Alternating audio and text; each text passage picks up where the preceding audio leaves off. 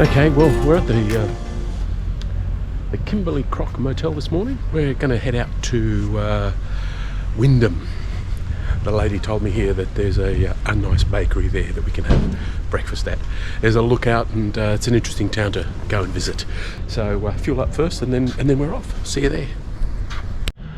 The Ord irrigation project. The Prime Minister of Australia, Menzies at the time.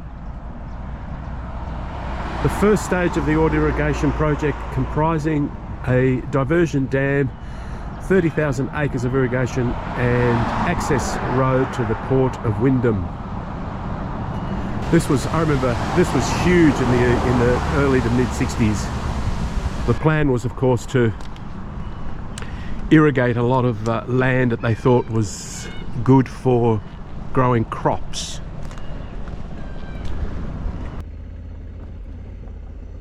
The old gantry crane, 63 to 2019.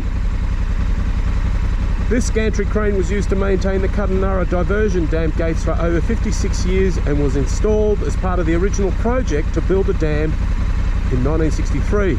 Cockham KL 250 as opposed to the 500. A dredger of some description by the looks of things. Well, we're on the shores of the Ord River downstream from the dam wall. Just a little bit of a picnic area here. Now we're going to be definitely off to Wyndham. Otherwise we're never going to get there because I've stopped I think 2 or 3 times already. But there's a beautiful location.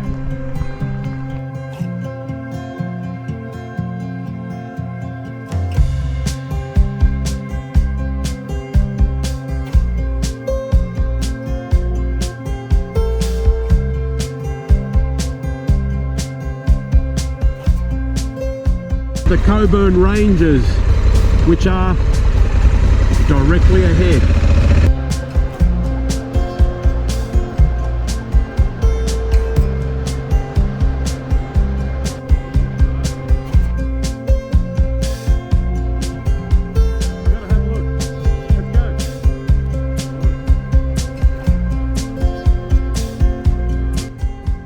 We're getting close to the edge here. Watch the spinifex grass. Remember what happened last time. I've still got splinters in my hand. You know what? I'm not going to go down. It's a bit of a walk.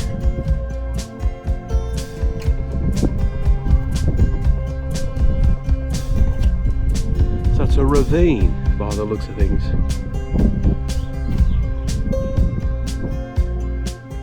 Well, it's certainly not flowing at the moment, but this would be spectacular when it is.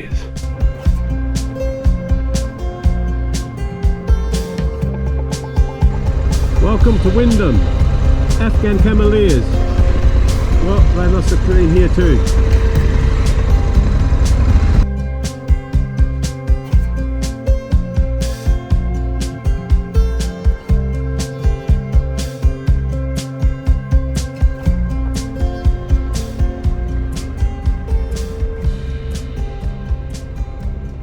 The MV Kulama, shipwreck, 1942. February 20th, state ship Kulama bombed by Japanese, 300 kilometres northwest of Wyndham. Ship beached, 178 on board, 8 injured, 1 subsequent death. February the 22nd, ship attacked again. February the 25th, Columbaroo mission lugger arrived to collect women, children and wounded. Crew and passengers walked 160 kilometres overland to the mission. March the 1st, damaged ship refloated, set course for Wyndham, arrived March the 2nd. March the 3rd, Wyndham attacked, ship abandoned and sank alongside the wharf. 1946, unsuccessful salvage attempt, wreck of the Kulama lies 30 metres northwest of Wyndham Wharf.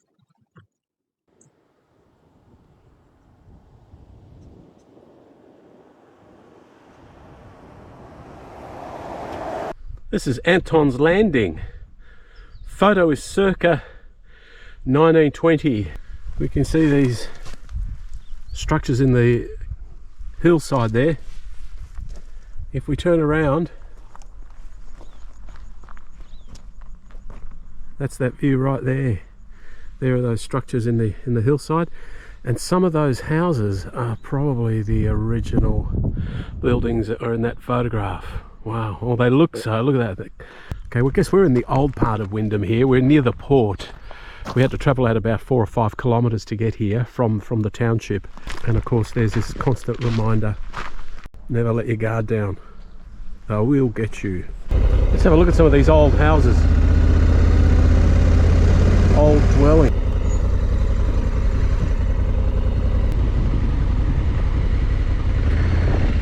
Taylor Lee Tong, general storekeeper.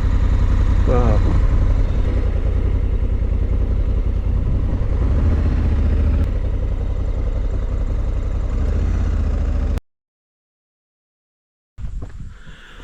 Pioneer Cemetery, 1886 to 1929. Wyndham's first cemetery, known as the Bend Cemetery. Graves include early pioneers and meatworks construction workers from 1915 to 1917 who died mostly from heat exhaustion. No wonder. No official burial register exists. Includes many unmarked graves, closed due to lack of space and erosion of graves by high tides. Okay, well we're not far from the tide mark. Gully Cemetery near Wyndham Port opened in 1922. The last burial at this site was Charles Bridge, aged 23, owner of Springvale Station, on the 18th of July 1929. Wow. Well, there's the tide mark. It's just like 30 metres away from these grave sites. Ethel Rachel Logan Martin. Born in 1913, died in 1923. She was 10. Wow. Lawrence John, husband of Nellie Martin and Jack and Little Mary, who was accidentally killed on the 22nd of April 1924. He was aged 52. The memory of James Dunbar, returned soldier who died on or about the 7th of December 1919. Last grave over in the corner. Let's have a look.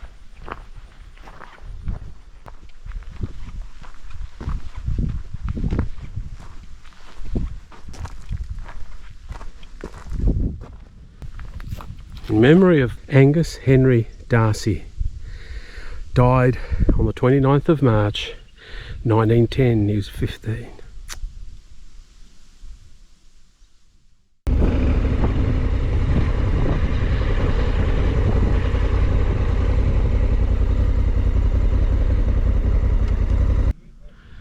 Well, we were down there at that jetty. There's the port. Don't know what they export from here. Bonaparte Gulf, is it? And look at the plains, the mudflat plains. Wow. Alright, let's head back towards Kununurra. I think we've done a bit of Wyndham today. It's coming up to 1:45. Let's see if I feel like going out to Lake Argyle once we get to Kununurra.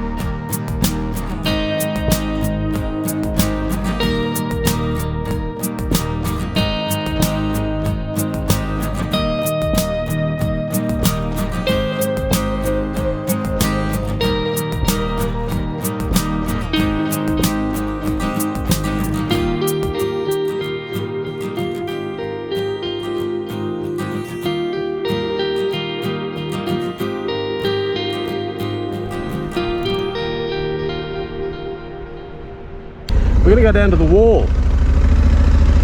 What an amazing area. And it's hot. Man, it's hot, I'm sweating.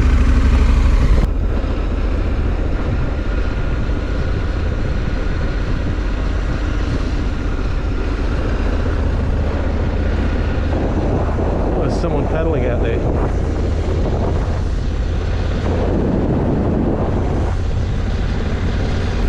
I can smell the water. I can smell the spray.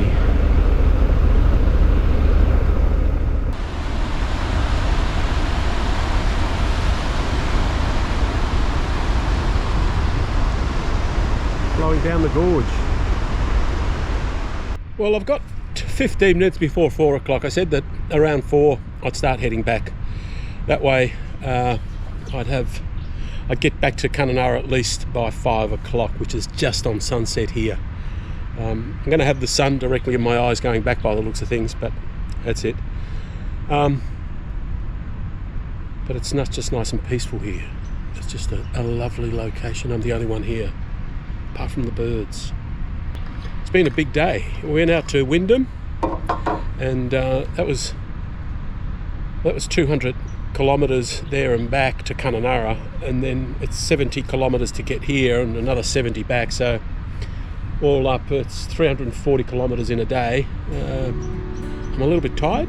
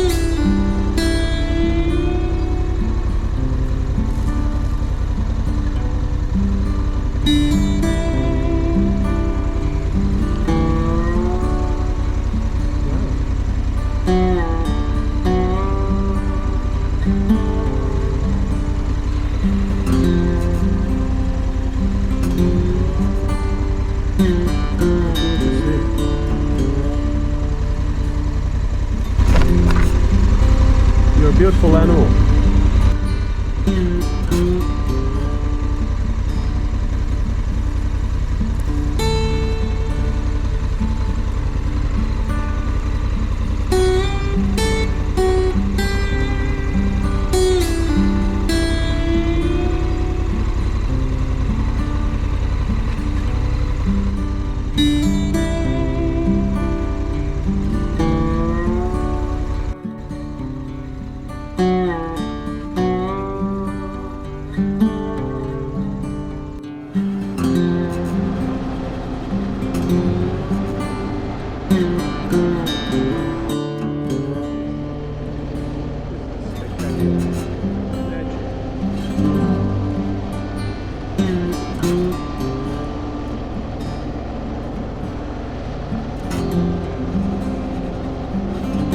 Starting to cool down too. Oh, the heat of the day is dissipating.